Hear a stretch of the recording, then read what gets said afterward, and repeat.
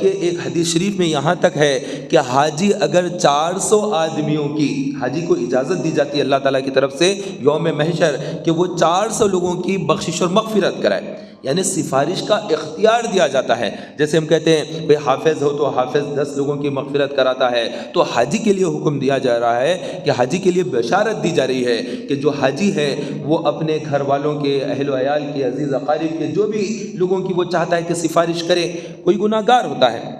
جنت کا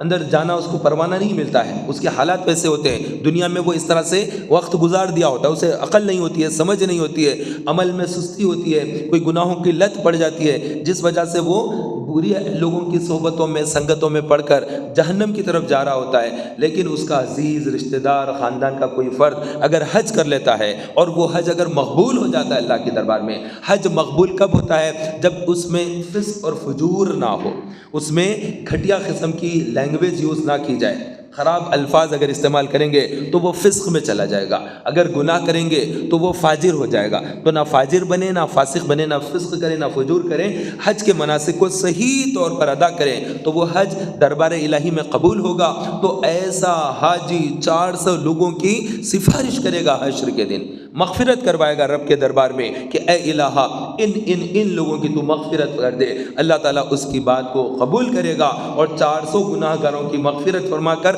انہیں بھی داخل جنت کر دے گا۔ یہ اتنا بڑا مجدہ،